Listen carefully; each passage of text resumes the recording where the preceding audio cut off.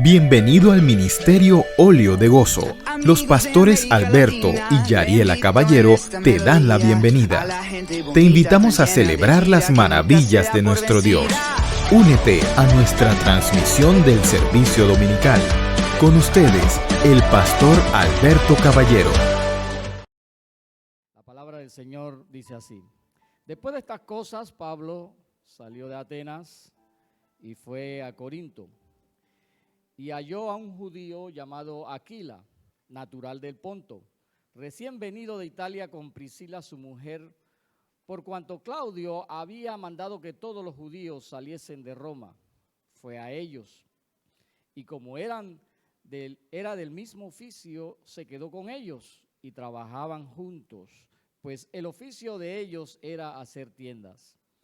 Y discutía en las sinagogas todos los días de reposo, y persuadía a judíos y a griegos.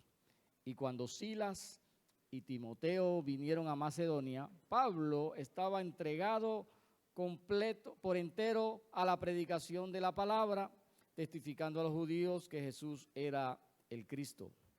Pero oponiéndose y blasfemando estos, les dijo, sacudiendo los vestidos: vuestra sangre sea sobre vuestra propia cabeza. Yo, limpio desde ahora, me iré a los gentiles. Y saliendo de allí se fue a casa de uno llamado Justo, temeroso de Dios, la cual estaba junto a la sinagoga. Y Crispo, el principal de la sinagoga, creyó en el Señor con toda su casa. Y muchos de los corintios, oyendo, creían y eran bautizados. Entonces el Señor dijo a Pablo en visión de noche: no temas, sino habla y no calles, porque yo estoy contigo, y ninguno pondrá sobre ti la mano para hacerte mal, porque yo tengo mucho pueblo en esta ciudad. Y se detuvo allí 1 año y 6 meses enseñándoles la palabra de Dios. Te doy gracias, Señor, por tu palabra. Queremos oír tu voz en esta mañana, Señor. Háblanos, Dios. Usa, Señor, este texto, Dios, para tocar nuestros corazones, para transformar nuestra mente y pensamiento. Padre, mi Rey, que esta palabra, Dios, nos anime, nos motive, nos levante, Señor, nos consuele, Dios. En esta hora, Señor, queremos, Señor, que tú nos hables. Prepara nuestros corazones para recibir tu consejo en esta mañana, en el nombre de Jesús. Amén y amén. Puede sentarse. Hoy pues retornamos a nuestro estudio del libro de Hechos, nuestra serie, y ya entramos en el capítulo 18. La última vez que predicamos acerca del libro de Hechos, pues dejamos a Pablo en Atenas, ¿se acuerdan? Un poquito de memoria. Pablo estuvo en Atenas y allí quizás Pablo no vio los resultados que había visto en las otras iglesias. Por supuesto que hubo conversiones. Al final del texto del capítulo 17, nosotros podemos ver que hubo conversiones. Algunos creyeron. Sin embargo, no se deja por sentado de que en Atenas se estableció una iglesia como había pasado en las otras ciudades a las cuales Pablo había predicado. Ahora Pablo está en la ciudad de Corinto. Corinto, una ciudad muy importante como lo era también Atenas. Y quizás aún mucho más importante porque Corinto era una de las 3 principales ciudades del reino, era la tercera en orden de importancia. La primera, por supuesto, Roma, la capital del imperio. La segunda en importancia era Alejandría, una ciudad muy grande, vasta, próspera. Y la tercera en importancia en el imperio romano era Corinto. Y vamos a hablar un poquito de la ciudad de Corinto como una introducción para que vayamos pues contemplando el panorama a la cual Pablo se estaba enfrentando. Corinto en aquella época, y hablamos de aquella época porque actualmente la ciudad de Corinto todavía existe, pero en aquella época Corinto pues tenía mucha mayor importancia que la que tiene hoy en la actualidad. Geográficamente Corinto quedaba a unos 83 kilómetros de Atenas, es decir, como unos 2 días de camino, o sea que Pablo caminó 2 días para llegar a Atenas. Y al igual que Atenas, Corinto era una ciudad griega, fue fundada por los griegos. Ahora estamos en el Imperio Romano, pero Corinto fue fundada por los griegos. O sea que Corinto tenía una cultura griega. Y Corinto pues tiene mucha similitud con nuestra ciudad, la ciudad de Panamá. Corinto es un istmo también. Es una pequeña franja de tierra, mucho más pequeña que Panamá, 6.5 kilómetros de ancho solamente, y tiene mares, pues une 2 mares esta franja de tierra. Grecia está dividida en 2, la parte norte y la parte sur. Y esta parte norte con la parte sur, que le llaman el Peloponeso, está unida por una pequeña franja de tierra, que ya les dije que es de 6.5 kilómetros. Esa franjita de tierra es Corinto. Corinto. Es más, en Corinto también hay un canal construido por el hombre. Un canal que se empezó a construir desde los tiempos del Imperio Romano con Nerón, que vieron pues la posibilidad de pues tener un paso para los barcos, pero los emperadores romanos no pudieron terminar la obra, nunca hubo el presupuesto. Terminaron la obra, pues en 1893 se terminó el canal de Corinto. Es un canal pequeño, solamente caben o pasan barcos pequeños por allí, generalmente barcos de turistas solamente.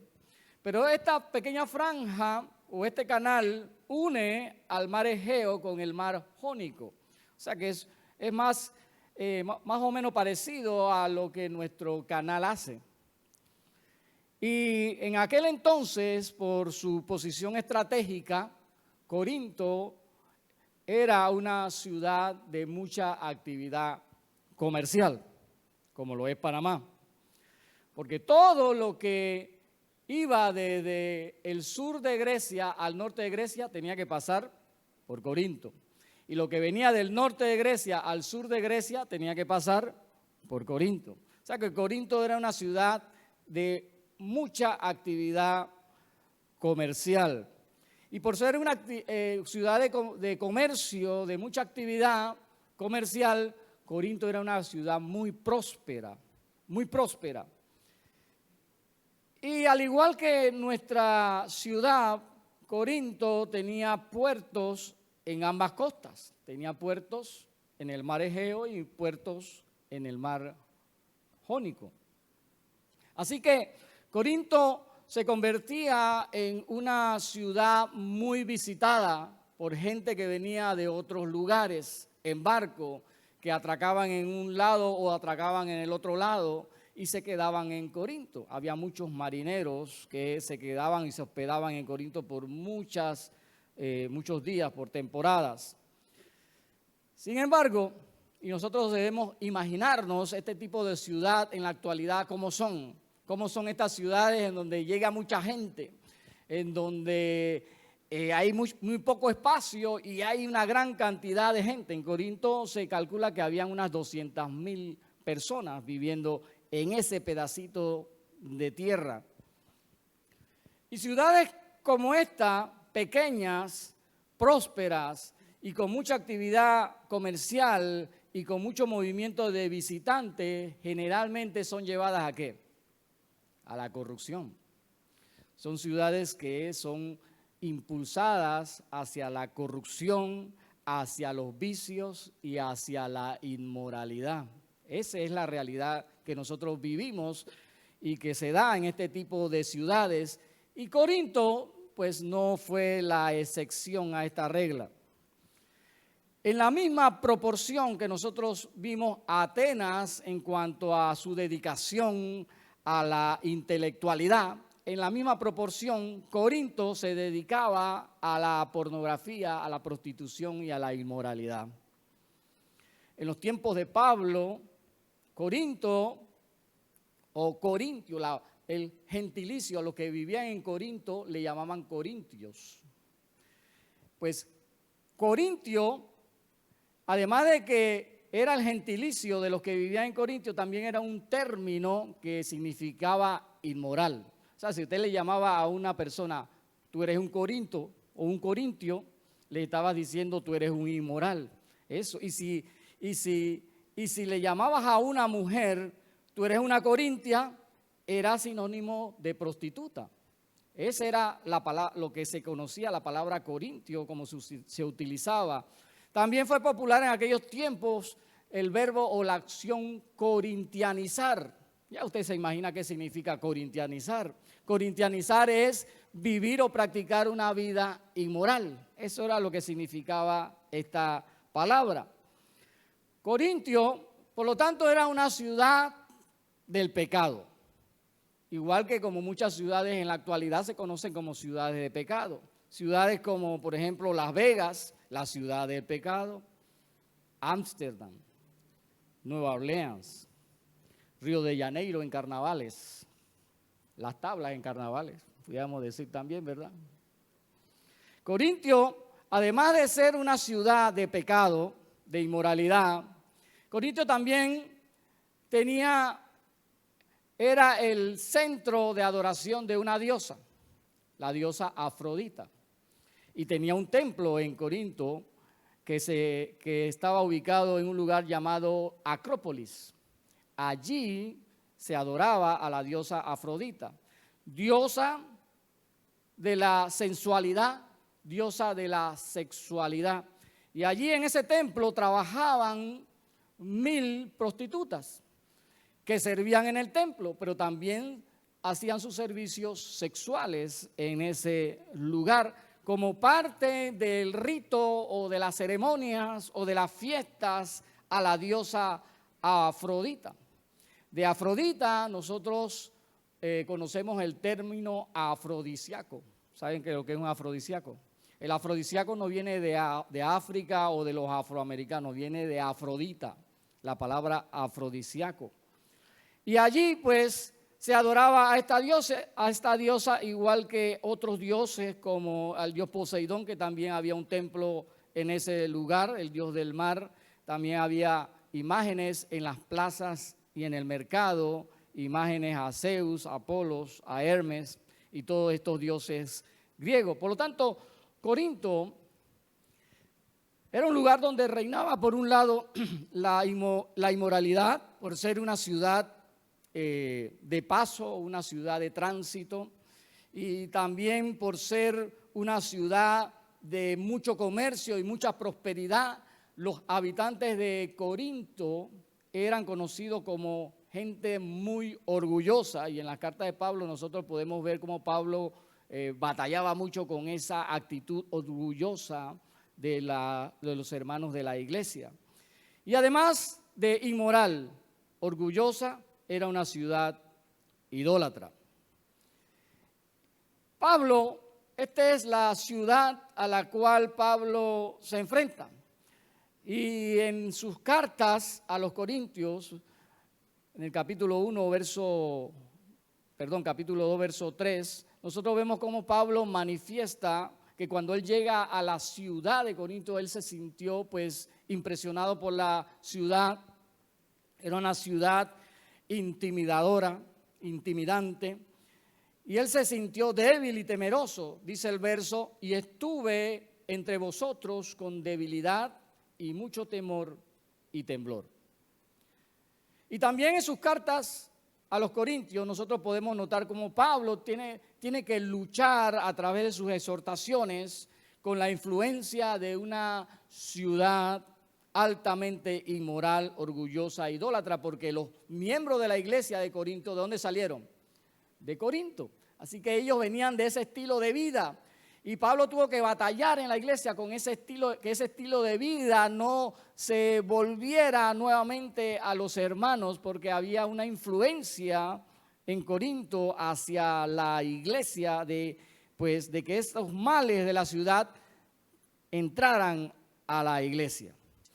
Y esta es la ciudad a la que Pablo se enfrenta. El texto nos habla de que Pablo llegó solo a la ciudad. Silas y Timoteo estaban, y lo vemos después en otros textos, en las cartas, en las epístolas. Silas y Timoteo no estaban con Pablo en este momento. Pablo estaba solo, entró solo a la ciudad. Yo me imagino a Pablo entrando con su mochila.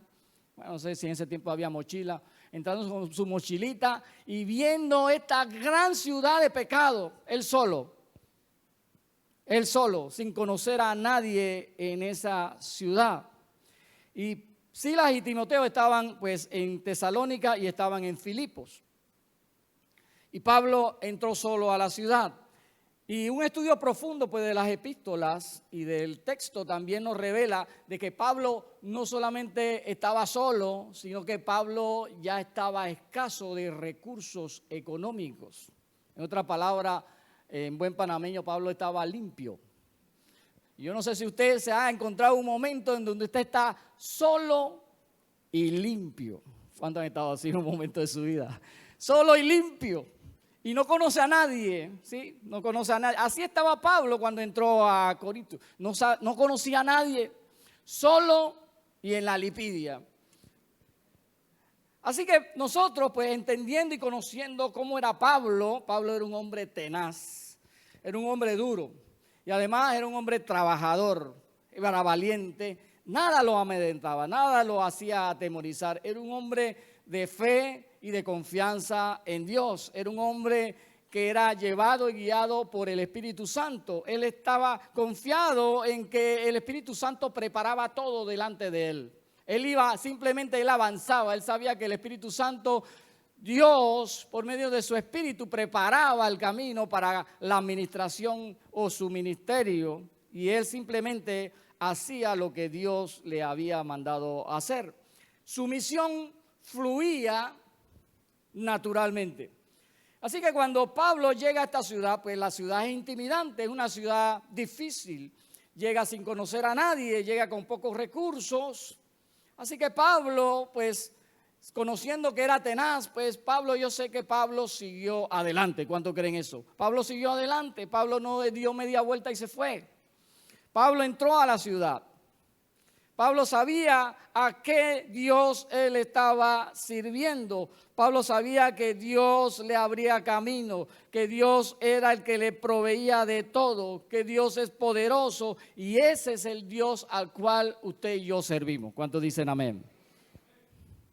Por tanto, nosotros, al igual que Pablo, debemos mantenernos pues haciendo lo que Dios nos ha mandado a hacer sin dudar, sin titubear, avanzando, siguiendo hacia adelante y sabremos que con esta actitud y esta fe veremos su gloria y su poder manifestado. ¿Cuánto le damos un fuerte aplauso al Señor?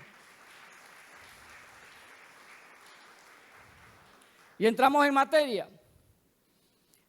Y el primer punto le hemos titulado que Dios siempre provee. ¿Cuántos creen eso? Dios siempre provee, hermano.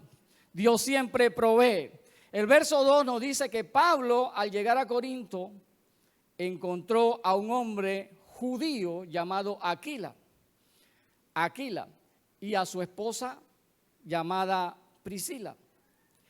Coincidentemente o diosidencialmente, Aquila y Priscila eran judíos. Y no solamente eran judíos, sino que ellos tenían poco tiempo de haber llegado a la ciudad y ya se habían establecido en la ciudad. Y ellos habían salido de Roma porque el emperador Claudio ordenó que todos los judíos salieran de Roma. Y esa es otra historia que no vamos a entrar en detalles. Pero Claudio dijo, los judíos abandonan Roma. Y así que ellos como judíos tuvieron que abandonar Roma. Y coincidencialmente o diosidencialmente ellos escogen la ciudad de Corinto para establecerse. pero ellos no conocían a Pablo. Y yo creo que ellos en su mover hacia esta ciudad tampoco entendían cuáles eran los planes de Dios, qué Dios les tenía preparado, para qué ellos se habían movido a la ciudad de Corinto, para qué se establecieron en esa ciudad. Y nosotros sabemos por qué: para recibir al siervo de Dios y darle hospedaje. Y no solamente darle hospedaje, darle compañía. Y estos dos, Aquila y Priscila, no solamente eran judíos, no solamente ya estaban establecidos en Corinto, sino que también eran cristianos.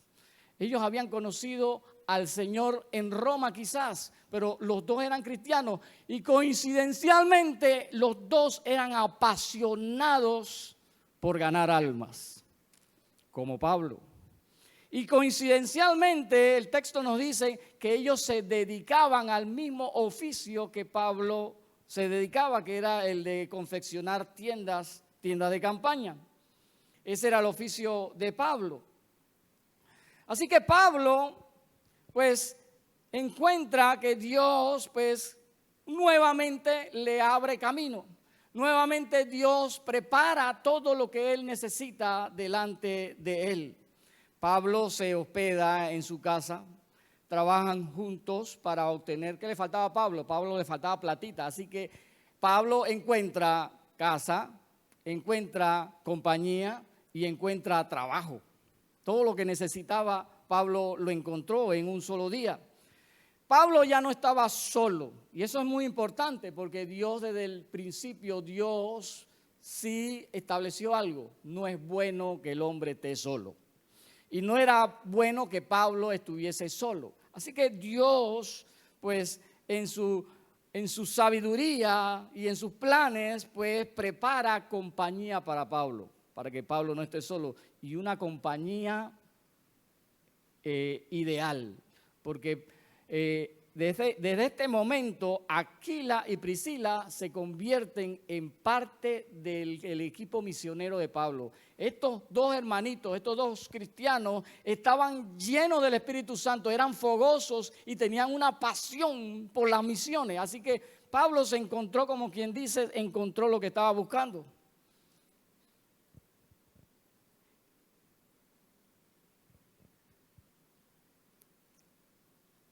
Pablo se hospeda en su casa, tiene compañía y apropiada, tiene un medio de subsistencia, el de hacer tiendas, y ese era el oficio de Pablo. Pablo, hasta aquí, todavía él trabajaba en su oficio, que era hacer tiendas. Ese era su oficio que él usaba para ganarse la vida. Era parte de su cultura judía, de que cada judío tenía que saber un oficio. Esa era parte de la educación. En cada hogar los padres le enseñaban o procuraban que sus hijos aprendieran un oficio. ¿Para qué? Para que cuando crecieran no fueran vagos, sino que supieran o tuvieran una herramienta para ganarse la vida. Quizás no se iban a dedicar al oficio que le enseñó su padre, se podían dedicar a otras cosas, pero ya tenían una base para poder sostenerse económicamente. Así que todo judío sabía hacer algo. Todo judío sabía un arte o un oficio. Y Pablo, pues, ese era el oficio que Pablo sabía y que sus padres le habían enseñado. Pablo, por otro lado, él nunca quiso ser una carga para el ministerio, para las iglesias. Pablo trabajó, hasta este momento Pablo trabajó siempre ganándose el sustento. Él no quería ser una carga para la iglesia en cuanto al ministerio. Primera de Tesalonicenses capítulo 2, verso 9. Pablo dice, porque os acordáis, hermanos, de nuestro trabajo. Pablo trabajaba. De nuestro trabajo y fatiga, como trabajando de noche y de día para no ser gravosos, para no ser una carga a ninguno de vosotros. Os predicamos el evangelio de Dios.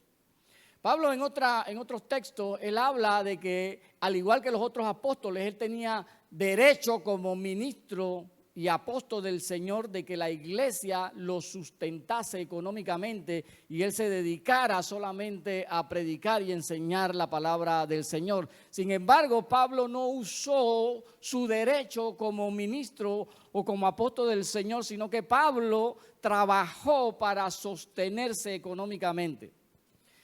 ¿Y por qué Pablo hacía esto? ¿Por qué no quiso usar los recursos de las iglesias a las cuales él visitaba? Porque él no quería que esto se tornara en una piedra de tropiezo. Y es así. ¿Qué dice la gente de las iglesias? Esos pastores y esos ministros nada más saben vivir a costa de los diezmos y de las ofrendas de la iglesia. Eso es lo que dicen. Y desde este tiempo Pablo decía, a mí no van a decir eso.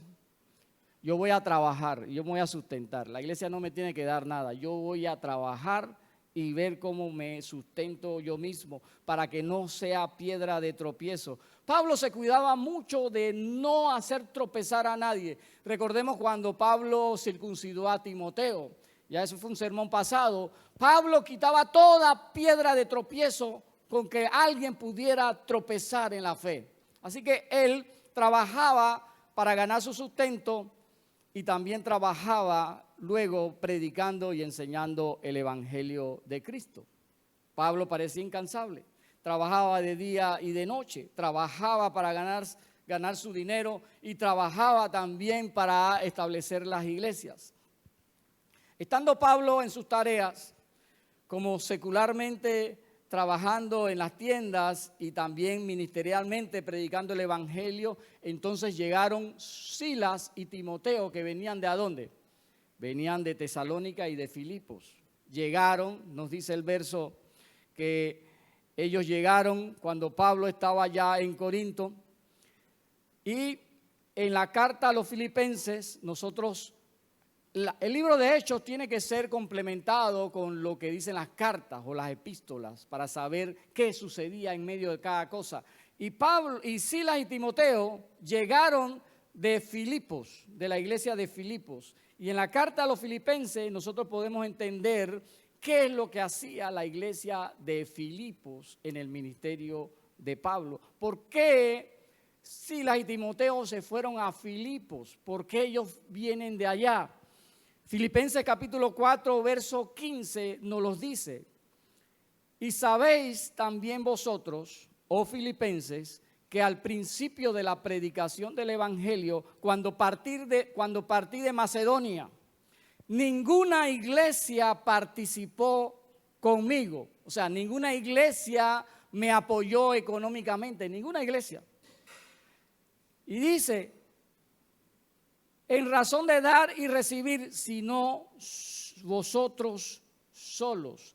O sea que la iglesia de Filipos, los filipenses, fueron los únicos que apoyaron a Pablo económicamente para su ministerio. ¿La agarraron, hermanos? La única iglesia que apoyó a Pablo económicamente para que él desarrollase su ministerio fue la iglesia de Filipos, los filipenses. Y aquí en la carta a los filipenses hay una promesa que nosotros usamos siempre. Pero esa promesa es para todos aquellos que sostienen económicamente el ministerio de la iglesia. Generalmente las promesas tienen una condición. No sé si lo han visto. Está la promesa y hay una condición. Los que hacen esto van a recibir esto. Así son las promesas del Señor. Generalmente nosotros hacemos que en la Escritura sacamos la promesa y dejamos la condición. Y nos apropiamos de la promesa. ¿Cuántos hacen eso? No me levanten la mano, hermano. Cogemos la promesa y dejamos la condición. Pero lo que no nos damos cuenta es de que la condición va, así como un billete de lotería está casado. Estaba casado con la condición. Si tú haces eso, la promesa es tuya. Si tú no haces eso, la promesa no la agarres, que no es tuya. Entonces, en Filipenses hay una promesa que dice, mi Dios pues suplirá todo lo que os falte conforme a sus riquezas en gloria en Cristo Jesús. ¿Para quién es esta promesa? Para todos aquellos que sostienen económicamente el ministerio de la iglesia. Así que, mi hermano, no agarre lo que no es suyo. Si lo quiere, pues tome también la condición. Así que ahora nosotros podemos entender por qué Silas y Timoteo venían de Filipos. ¿Por qué? Porque en aquel entonces no había Yapi, no había banca en línea, no había transferencia, había que ir al lugar y traer el dinero. Así que ellos vienen de allá. ¿Y vienen con qué? Vienen con platita. Vienen con platita. Vienen con recursos económicos. Vienen con ayuda económica que los filipenses le envían a Pablo. Así que Pablo ahora ya no está solo. Está Silas, está Timoteo, está Aquila, está Priscila. Pablo tiene casa donde hospedarse y además ahora Pablo tiene recursos económicos. ¿Qué más necesita? ¿Qué más necesita? ¿Qué más necesitamos? Dios provee todo lo que necesitamos. ¿Cuánto le dan un fuerte aplauso al Señor? Dios provee. Dios provee. Al que sirve al Señor, Dios le provee. Al siervo del Señor y la sierva del Señor, Dios le provee.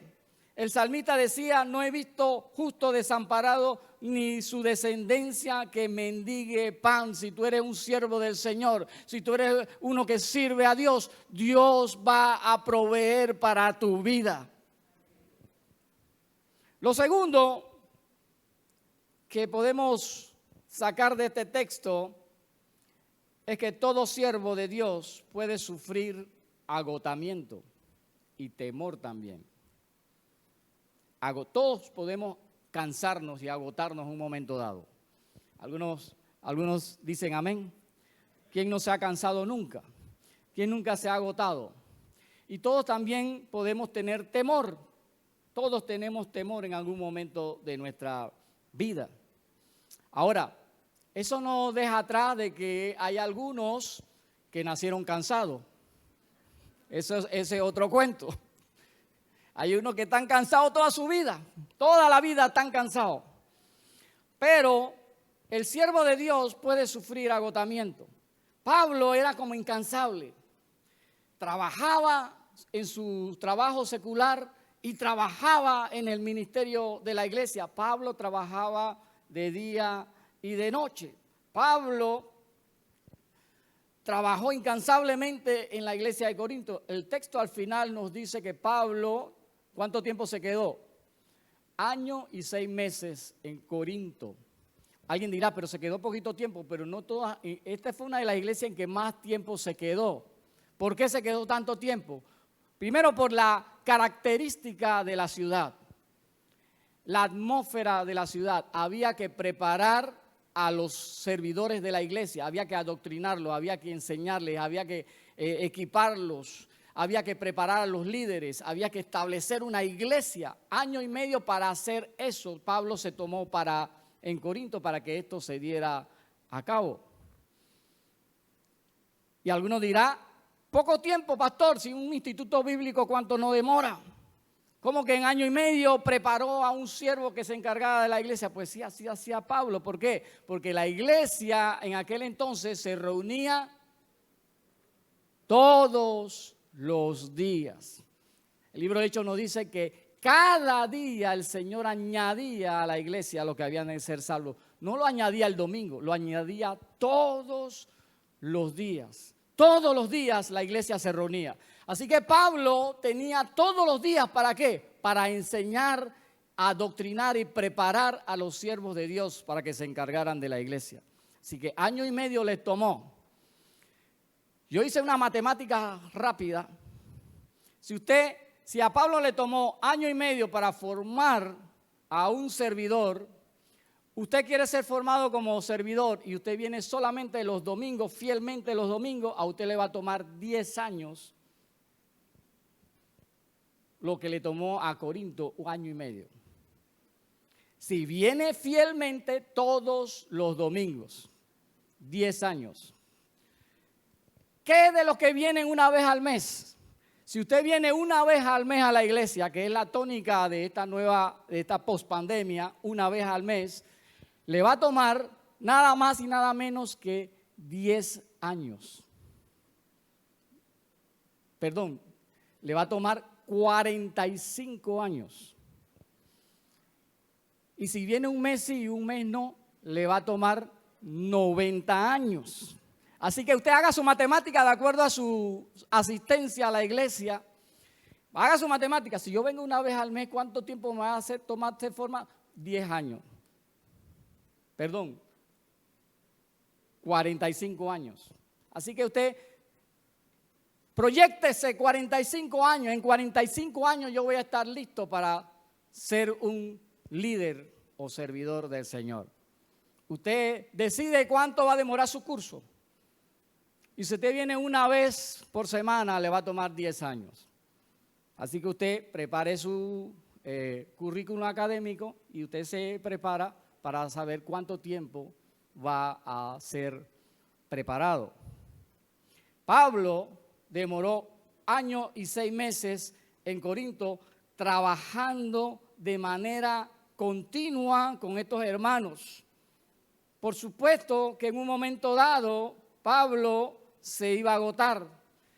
Y todo siervo de Dios se agota no solamente físicamente, sino también mentalmente, emocionalmente hay agotamiento y también hay un agotamiento espiritual.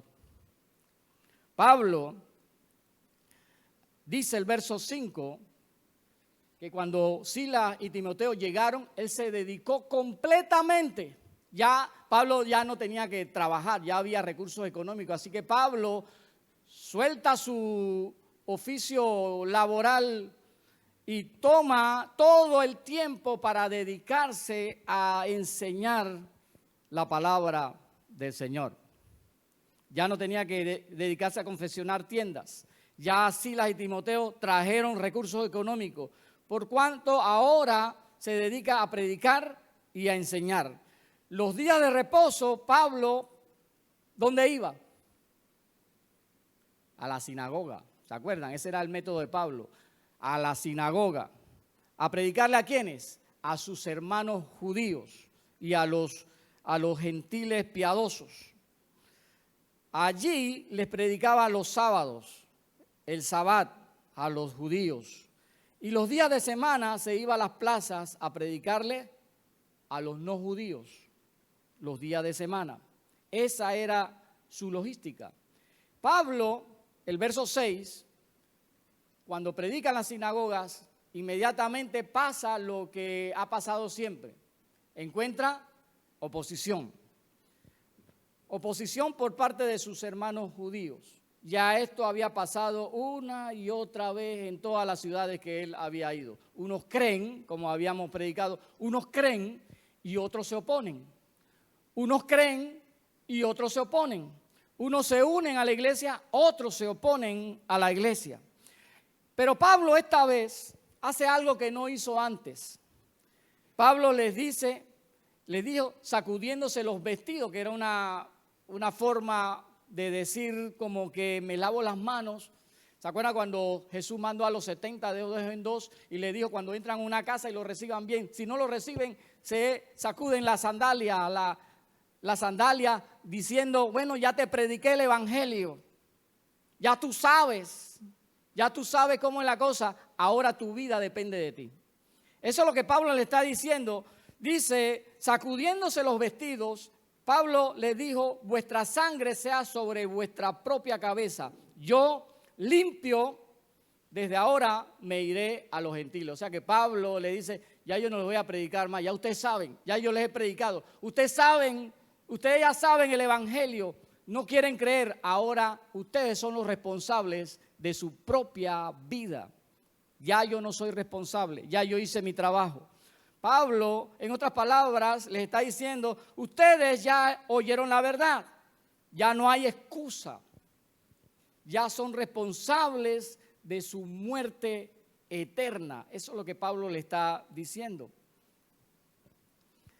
Y a pesar de que en los versos siguientes, 7 y 8, nosotros vemos buenos resultados, hay frutos de su predicación, hay corintios que creen, hay corintios que se bautizan, la iglesia de Corintios está siendo establecida. Sin embargo, Pablo tiene una visión en el verso 9 y nos indica que Pablo tenía temor. Porque el Señor le dice, no temas, en presente, algo que está ocurriendo en ese momento. Le dice, Pablo, no temas. O sea que Pablo temía. Pablo tenía un temor. Estaba experimentando temor el apóstol Pablo.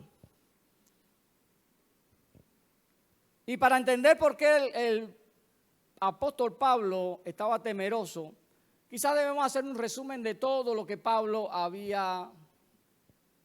le había acontecido hasta ese momento. Pablo estaba experimentando una especie de depresión, un cansancio, un agotamiento espiritual. Recordemos que cuando Pablo inicia este segundo viaje, allá en Macedonia, Pablo lo golpean, lo ponen en el cepo, lo llevan a la cárcel más profunda. En Tesalónica se arma una turba que quieren matarlo, tienen que sacarlo de allí. Y en Berea le ocurre lo mismo, la turba quiere matarlo nuevamente. Y siempre la turba fue organizada por sus hermanos judíos. Para un judío esto era como un puñal en el corazón, porque mi propio hermano arma todo para matarme.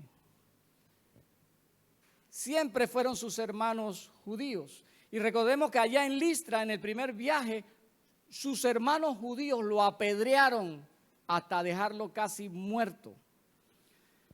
Ahora, en la mente de Pablo, cuando él escucha a sus hermanos judíos oponiéndose y blasfemando y recibiendo amenazas de parte de ellos, ¿qué piensa Pablo? Viene lo mismo, otra vez lo mismo. Y Pablo tiene temor porque dice un dicho que tanto da el cántaro, tanto va el cántaro al agua hasta que se rompe. Dice, ¿será que en esta vez sí me van a matar? ¿Será que esta es la tercera la vencida, como se dice? Aquí sí me van a matar. No sabemos qué es lo que pasaba por la mente de Pablo. Lo que sí sabemos es que Pablo estaba experimentando temor. Pablo ya había, en buen panameño, Pablo guindó los guantes con sus hermanos. Le dice, ya no les predico más. Ya ustedes saben, su vida eterna está en sus manos. Estos no tienen remedio, pensaba Pablo, y van a terminar asesinándome. En la visión el Señor le dice 3 cosas a Pablo, y eso es lo que vamos a ver más detalladamente. Le dice primero, no temas. Después, ¿qué le dice? Habla. Y después, no calles. No temas, habla, no calles. Y el verso 10 pues corrobora nuestra hipótesis de que Pablo temía que le sucediera lo que en todas y cada una de las ciudades le había sucedido. Y el Señor le dice en el verso 10, yo estoy contigo y ninguno pondrá su mano sobre ti, la mano para hacerte mal, porque yo tengo mucho pueblo en esta ciudad. En otras palabras, el Señor le está diciendo, no te preocupes, Pablo, en esta ciudad no te va a pasar lo que te pasó en las otras ciudades. No temas, porque el Señor entendió el agotamiento y el temor de su siervo, y el Señor entonces le habla a su siervo para levantar su ánimo. Y sabe, esto que le está pasando a Pablo nos debe animar a nosotros, porque nosotros debemos entender una cosa. Si el gran apóstol Pablo tuvo un momento de debilidad, de agotamiento y de temor, nosotros podemos estar tranquilos, porque igual cuando nosotros experimentamos temor, necesitamos una palabra de parte de Dios. Cuando nuestras fuerzas humanas ya han llegado a su límite, Dependemos absolutamente de Dios, al igual que Pablo dependió de Dios, porque necesitamos de vez en cuando escuchar la voz de Dios. ¿Cuántos dicen amén? De vez en cuando tenemos que prestar oído para que Dios nos hable y nos levante en momentos difíciles, en donde fallecemos, en que donde nadie nos puede levantar, ningún ser humano puede tener una palabra de exhortación, pero es la misma voz de Dios, es la misma palabra de Dios que nos levanta en esos momentos para decirnos: no temas, sigue adelante. Es la palabra que sale de la boca de Dios que nos dice: sigue adelante. Es la que nos llena, es la que nos revive, es la que nos impulsa. Es la palabra de Dios que necesitamos para llenarnos nuevamente de vida y seguir adelante. Pablo necesitaba escuchar la voz de Dios. Pablo necesitaba ese aliciente de parte de Dios. Pablo necesitaba ese ánimo directamente de la boca del Señor. Y mire que Pablo lo tenía todo. Pablo tenía a Silas, tenía a Timoteo, tenía a Aquila, tenía a Priscila, tenía dinero, tenía casa, tenía gente que había creído, tenía una iglesia que estaba creciendo. Pero a pesar de todo ello, el aliento, la palabra y el soplo de la boca de Dios era necesario e imprescindible en la vida de su siervo, y es lo mismo para cada uno de nosotros. Lo primero que nosotros vemos es que el Señor le dice: no temas. Y es la orden que nosotros necesitamos recibir de parte de Dios: no temas. Pues el Señor está tratando con Pablo, su ministerio como apóstol, como evangelista, como expositor de su palabra, y no debía temer. Y nosotros de igual manera no debemos temer predicar y enseñar la palabra de Dios. El temor es un efecto propio de la naturaleza humana. Todos nosotros en algún momento hemos experimentado el temor, ¿o no es así? Todos hemos experimentado temor. Todos nosotros sabemos lo que se siente tener miedo, ¿sí o no? Todos nosotros. Y nosotros sabemos la sensación horrible que se siente.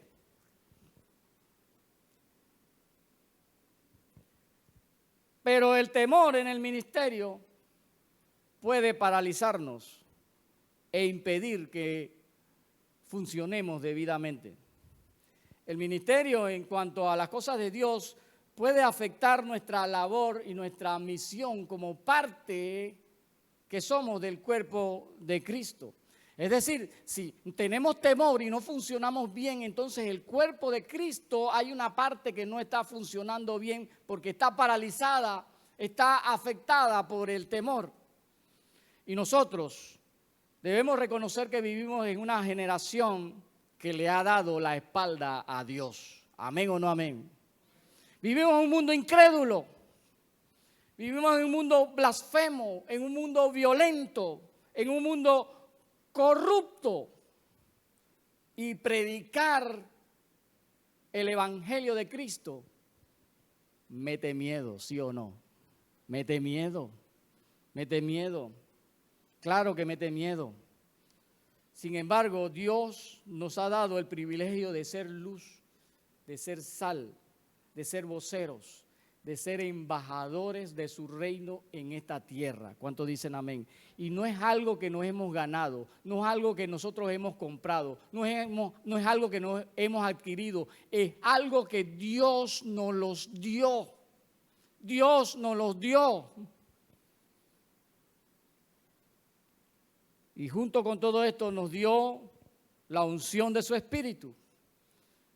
Y que la misma palabra nos dice que no es un espíritu de temor, sino de poder, de amor y de dominio propio. ¿Cuánto le dan un fuerte aplauso al Señor? Ese es el espíritu que Dios nos ha dado. ¿Por qué tenemos temor? Pues tenemos temor de predicar el evangelio porque tememos ser rechazados, tememos ser avergonzados y tememos hacerlo mal, equivocarnos. Y ese temor es un temor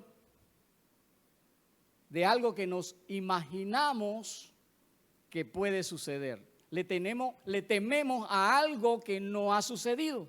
Generalmente así. Alguien dice, el futuro no existe, y es así. Todos esos temores de lo que te va a pasar, eso no existe. Usted le tiene miedo a algo que no ha ocurrido, a algo que no se ha dado. Y tenemos temor por algo que posiblemente suceda o no suceda. Pablo estaba convencido de que pronto le iban a dar una paliza. ¿Sí o no? Pablo, cuando ve a sus hermanos enfurecidos y blasfemando, Pablo dice, me van a apedrear, me van a azotar, me van a meter a la cárcel y quizás me vayan a matar. Pero Dios sabía lo que vendría. Y ese es el valor que debe alejar el temor. Dios sabe lo que viene. Tú no sabes lo que viene, Dios sí sabe lo que viene.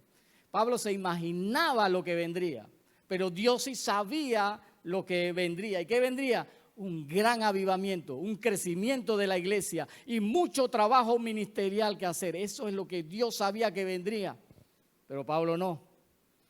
Y ante la incertidumbre del futuro, las palabras más consoladoras que podemos escuchar en medio de tiempos difíciles vienen de la boca de Dios cuando nos dice, no temas, yo estoy contigo. ¿Qué más deseamos escuchar? En momentos difíciles, esas son las dulces palabras que deseamos escuchar. Mateo capítulo 28, versos 19 y 20, el Señor nos dice, por tanto, id y haced discípulos a todas las naciones, bautizándolas en el nombre del Padre y del Hijo y del Espíritu Santo, enseñándoles que guarden todas las cosas que yo he mandado. He aquí, yo estoy con vosotros todos los días hasta el fin del mundo. Estas palabras son las palabras que el Señor le vuelve a repetir a su siervo. Se las vuelve a repetir.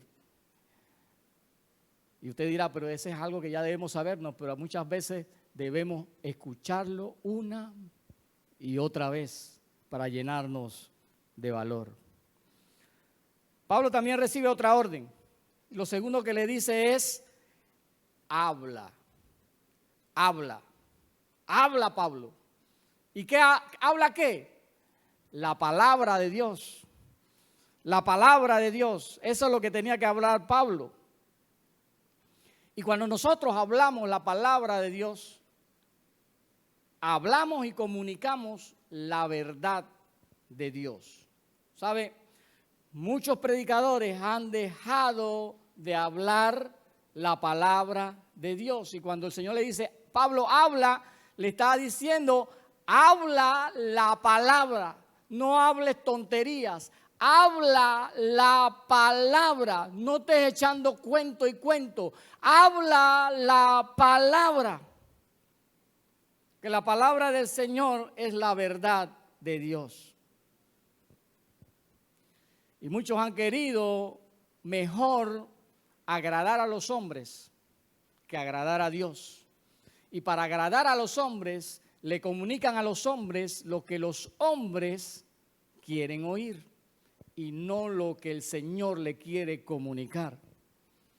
Hablan sí, pero no la verdad de Dios, sino lo que los hombres quieren oír. Usted no ha conocido personas que van buscando consejo, y cuando encuentran un consejero que les dice lo que ellos quieren escuchar, ese es el consejero bueno. Porque la gente quiere escuchar lo que quiere oír.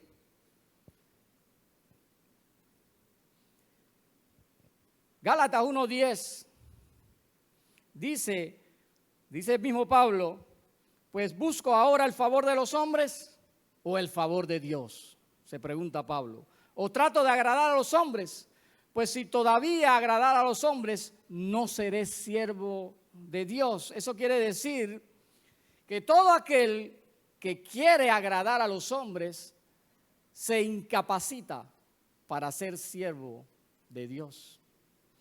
Aquel que quiere agradar solo a los hombres y caerle bien a todo el mundo y estar bien con todo el mundo, inmediatamente se incapacita como siervo de Dios. No puede ser siervo de Dios. La gente en este tiempo quieren oír desde los púlpitos que van a ser prósperos, que todo te va a salir bien.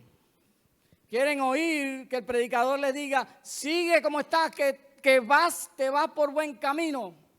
Te va a ir bien en los negocios, los problemas se te van a resolver, que vas bien encaminado.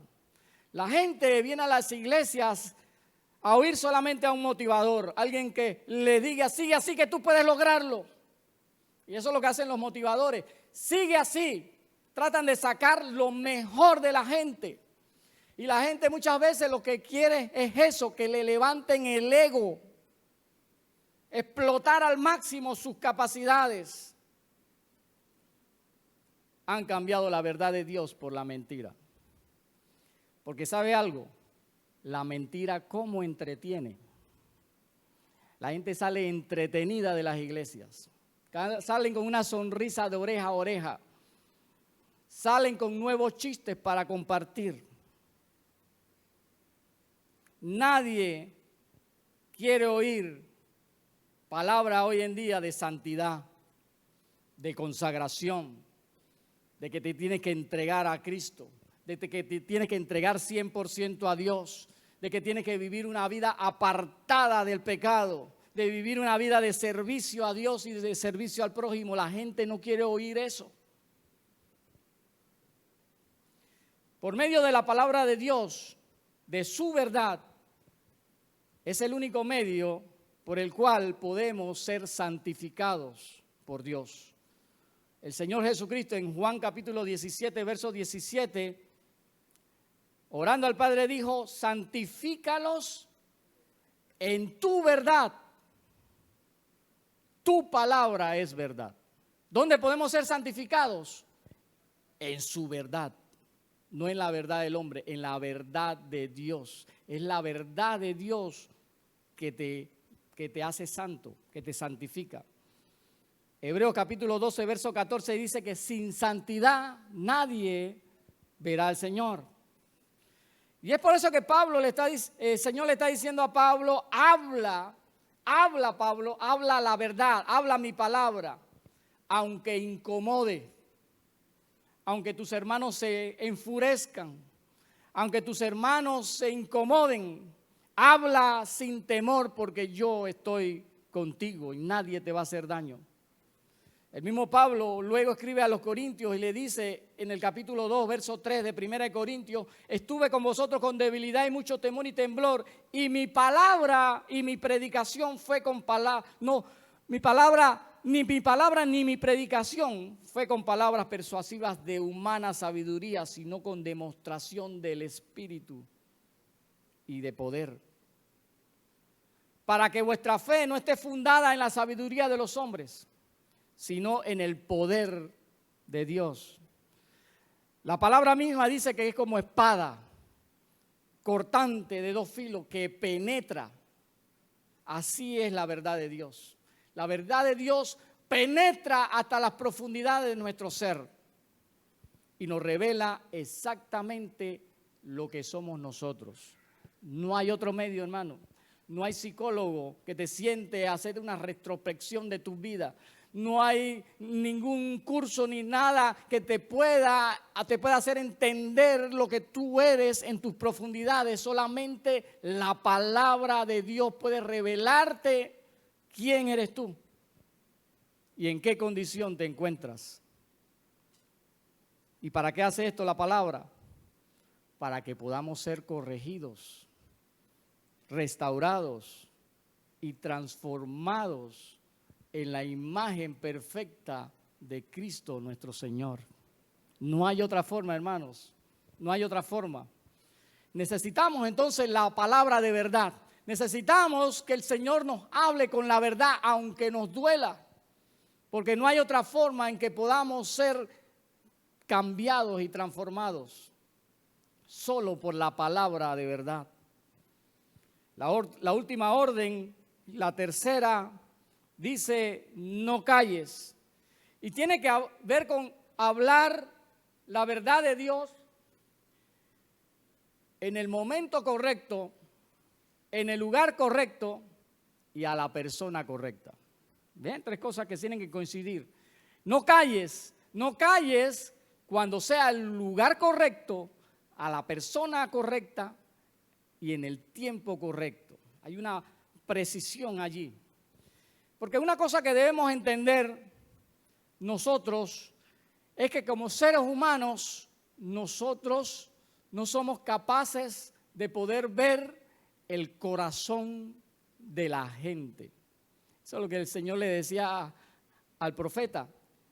Tú miras solamente lo exterior, pero yo puedo mirar el corazón.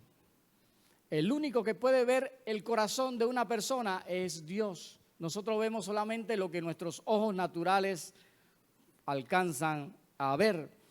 Vemos lo que está enfrente de nuestros ojos, pero Dios mira el corazón. Y por esa incapacidad que tenemos de no ver el interior de las personas, es porque muchas veces, es la razón por la que muchas veces callamos. Vemos a la persona y decimos: no, este no. Vemos a la persona e inmediatamente en nuestra mente empiezan a generarse una serie de impedimentos, de prejuicios, de suposiciones sobre la persona que tenemos enfrente.